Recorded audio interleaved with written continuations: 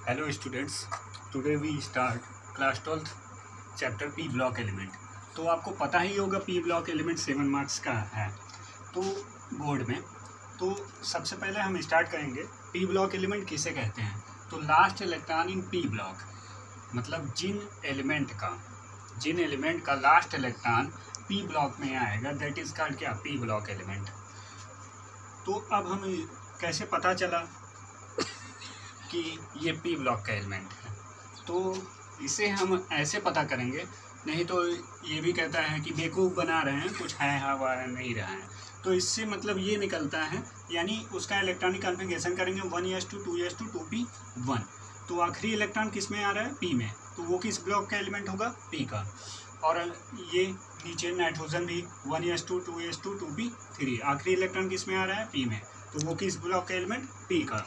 तो सबसे पहले ये है कि ज़रूरी नहीं पी का ही हो, अलग अलग ब्लॉक के भी हैं। जिन एलिमेंट का जिस ब्लॉक में लास्ट इलेक्ट्रॉन जाएगा वो उस ब्लॉक का एलिमेंट होगा। तो सबसे पहले हम उसके बाद स्टार्ट करते हैं इसमें हम ग्रुप 15 एलिमेंट। तो ग्रुप 15 एलिमेंट क्या होगा, ग्रुप 15 एलिमेंट यानी वर्ग 15 के तत्व। तो वर्ग 15 के तत्व, इन एलिमेंटों को हम नाइट्रोजन फैमिली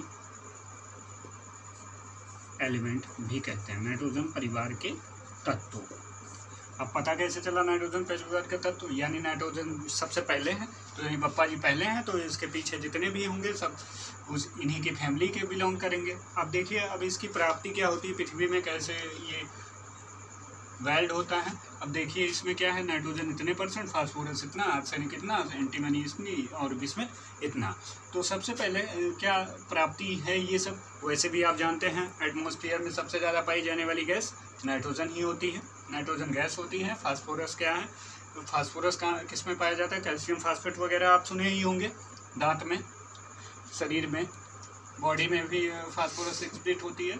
आर्सेनिक और एंटीमनी ये सब रेयर केसेस हैं, सबसे कम रेयर केसेस में ये मिलती हैं, और सब तो आसानी से आपको मिलेंगी। तो अब हम डिस्कस क्या करेंगे, इलेक्ट्रॉनिक कॉन्फ़िगरेशन, इस एलिमेंट का इलेक्ट्रॉनिक कॉन्फ़िगरेशन कैसे होता है उसके बारे में। तो now start electronic configuration, electronic विन्यास। इलेक्ट्रॉनिक कॉन्फ़िगरेशन आप सब जानते ही होंगे, दो टाइप्स होते हैं, एक होता है बोर-बरी नियम, एक होता है अफबाउ।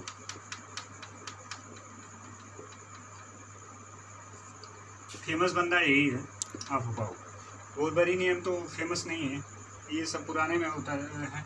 जैसे वैलेंसी वगैरह निकालनी हो तो इसकी ज़रूरत पड़ती है, वैसे भी जानते हैं पुराने लोगों की कभी कभी ज़रूरत पड़ेगी। तो ये बंदा क्या बोलते हैं, मॉडर्न है, इसी का यूज़ करते हैं, इसी के यूज़ से ही पता चलता है वो एलिमेंट किस ब्लॉक का है। तो हम स्टार्ट करते हैं आपके नाइट्रोजन फैमिली के इलेक्ट्रॉनिक कॉन्फ़िगरेशन के बारे में। तो नाइट्रोजन फैमिली के इलेक्ट्रॉनिक कॉन्फ़िगरेशन जैसे से 7, फास्फोरस आपका 15, उसके बाद आर्सेनिक 33, उसके बाद है आपका बिस्मुथ 51, उसके बाद है बिस्मुथ एंटीमनी, फिर बिस्मुथ, ये एंटीमनी 51। तो इनर्ट गैसेस का नाम सुना है आप लोगों ने, जीरो ग्रुप एलिमेंट कौन कौन से होते हैं। जीरो ग्रुप एलिमेंट आप सुने होंगे, helium, neon, argon, krypton, xenon, अल्ट्रावेरॉन। अरे इसके बारे में सुना ही होगा, ये फुलफिल्ड एलिमेंट होते हैं, इन्हीं से हम इलेक्ट्रॉनिक कॉन्फ़िगरेशन एग्जिट कर लेते हैं। जैसे हीलियम है, हीलियम के बाद हीलियम तो ऑलरेडी एग्जिट हो गया आपका, 1s2 2s2 2p3, लास्ट में आ रहा है ना इतना। तो सबसे पहले इसका जनरल आप पढ़ा होगा, जनरल ईसी यानी इलेक्ट्रॉनिक कॉन्फ़िगरेशन होता क्या है, NS2 NP3। तो हम स्टार्ट करते हैं, फिर उसके बाद नियॉन आएगा भैया, नियॉन। अब यहाँ 2s2 2p3 कर लिया, 2p के बाद नंबर आता है 3s2 3p3, कंफ्यूज नहीं होना है। उसके बाद नियान के बाद नंबर आता है आर्गन का।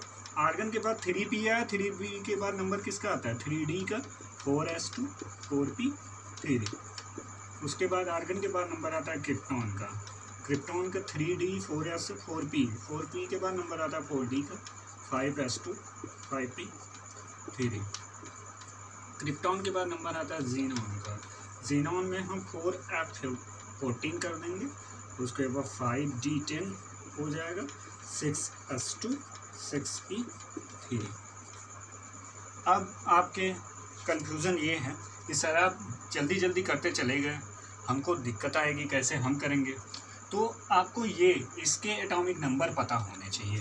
जैसे इसका एटॉमिक नंबर 2 होता है, इसका 10 होता है, इसका 18 होता है, इसका 36 होता है, इसका 54 होता है और इसका 86 होता है।